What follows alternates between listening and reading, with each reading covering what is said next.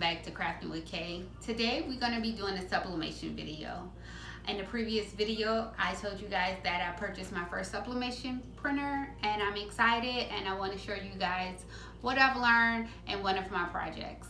So let's get started. First we're going to go ahead and we're going to pull up the Creative Studio. Creative Studio is a software that the SAWGRASS company provides to you. It's kind of like how the Cricut give you the Design Center. It's a free application that they provide for you guys to print out your design or create your design.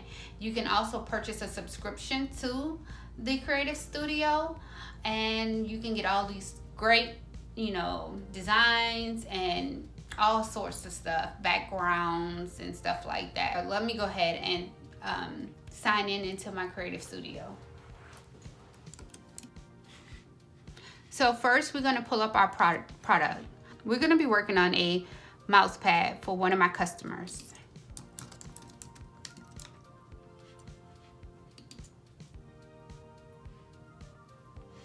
I will be working on a 7.75, 9.25, a 9 1/4 mouse pad. You can print it out in either way, vertical or horizontal. And now we're going to go ahead and upload the image. You want to go ahead and name your file.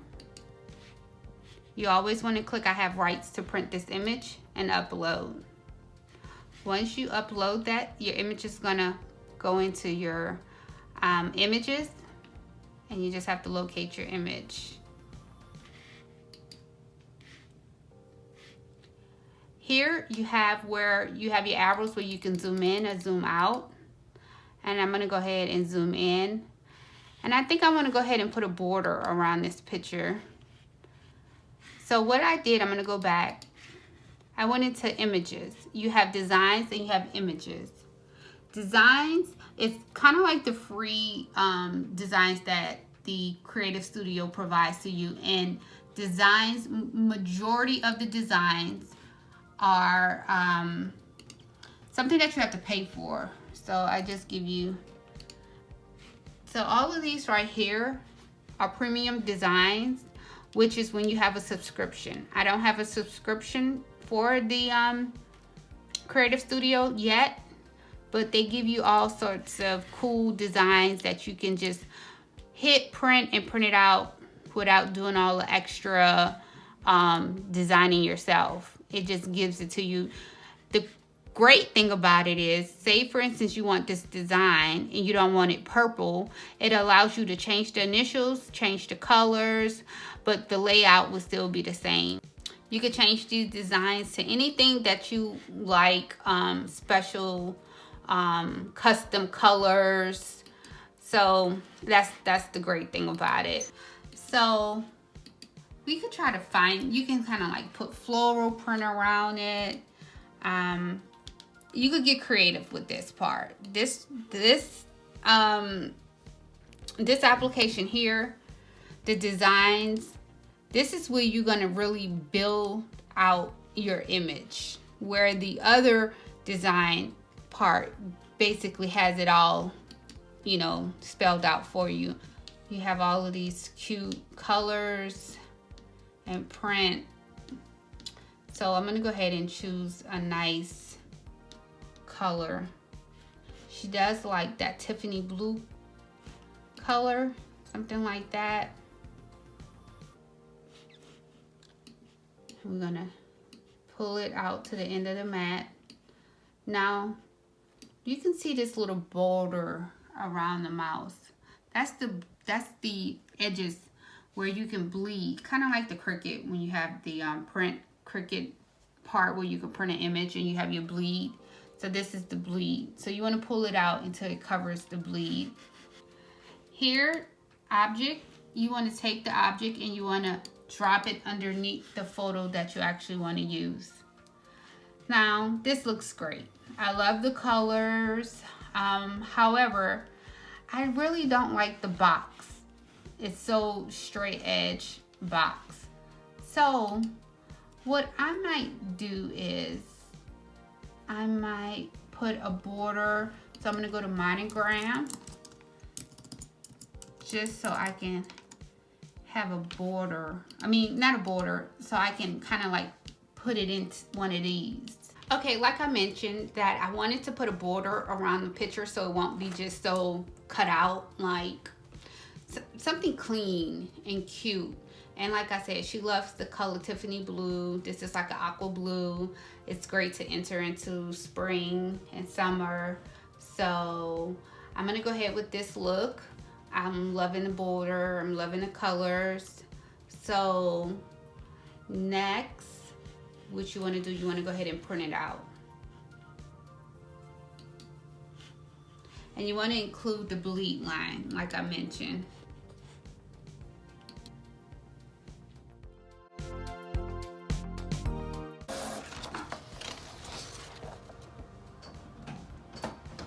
Okay, so once you print your image, it's going to come out looking like this.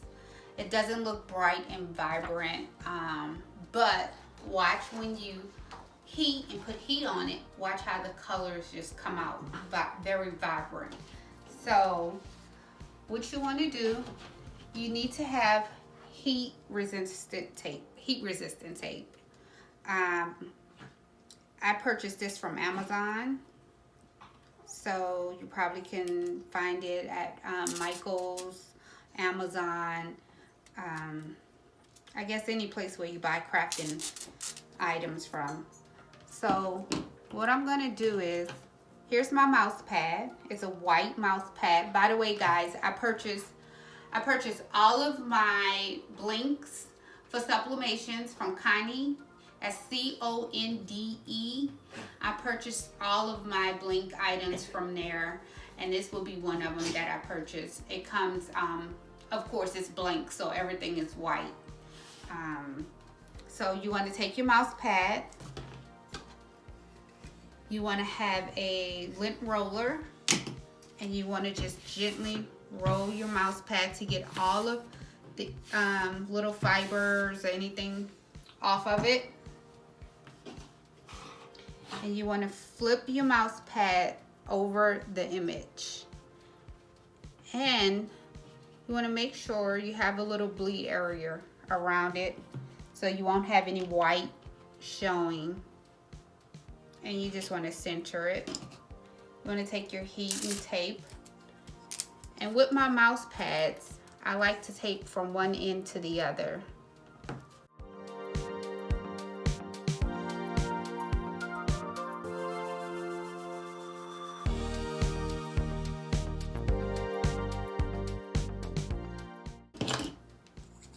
Okay, so I'm going to just take another little look, make sure that it's even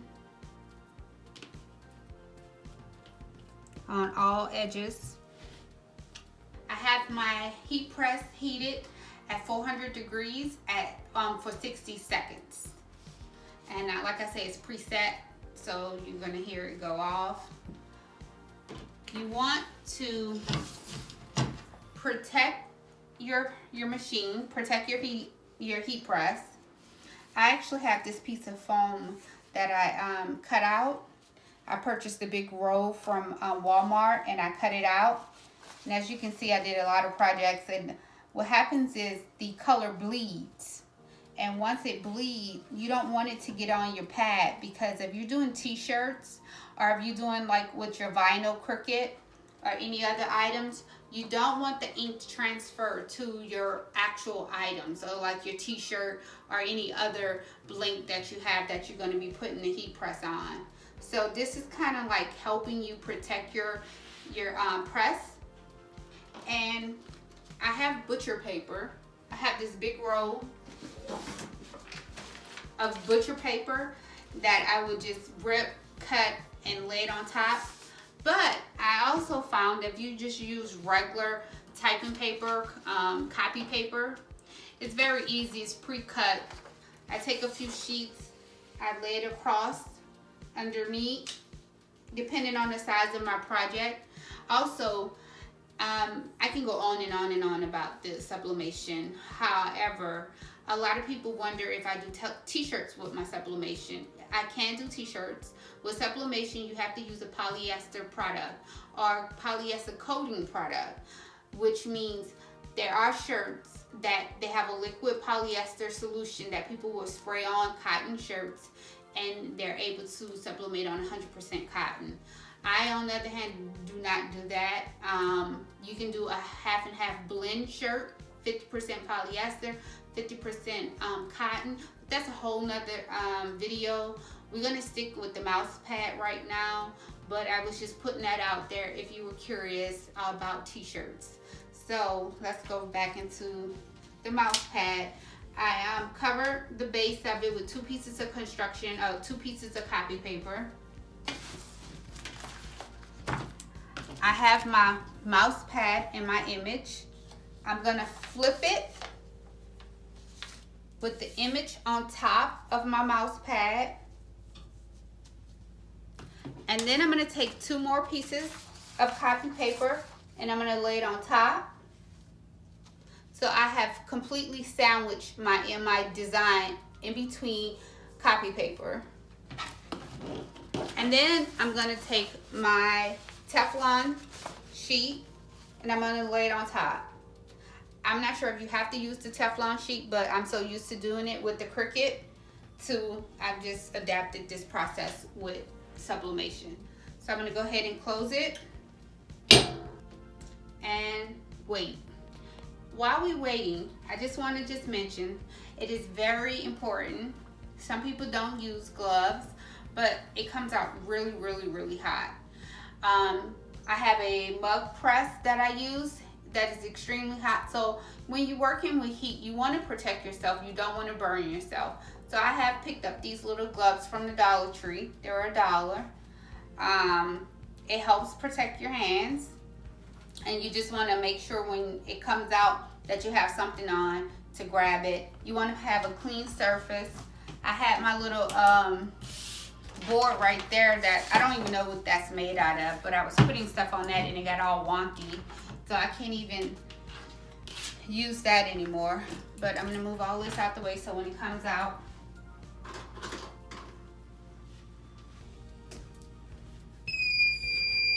okay. You're going to gently open it. You don't want to jack it because you don't want the image to shift. And there's a name for that. I don't know exactly the name, but it's basically if you jack it open or you move too fast, it shadows. It makes a shadow over the image and it ruins the product. So I'm gonna just show you how the ink, I don't know if you can see it, maybe not on here. Sometimes it doesn't come through on there. I don't know if you can see it, but you would definitely see it on the bottom piece. So you're going to gently remove your item and you want to pull back the image. And there you have it. Here's your MousePad. So you can see the colors came out very bright and vibrant. The face, your picture comes out, oh my goodness, extremely well. I love this. I am stuck on sublimation. I get another feeling every time I see my project come through, and it's just gorgeous. And I hope she's happy. I'm sure she'll be happy with this. So I'm gonna sit this on the side. I'm gonna turn off my machine because it draws off a lot of heat in this little room I have here. And here's what I was telling you guys about the bleed. You see the ink? This would have been on your machine, and when you went or you forgot that you had ink on it and you put a white shirt down to do another project, you will get all of this color and ruin your items. So you want to make sure that you put protection down. I can take this off now, but you want to make sure you put protection down. And here's what we took off the MousePad and my papers. And you just want to make sure you trash this. You don't want to hold on to this. and you just want to enjoy your items. So I'm so happy, guys. You guys are on this journey with me, and I appreciate all of you, and thank you again. And until next time, bye, guys.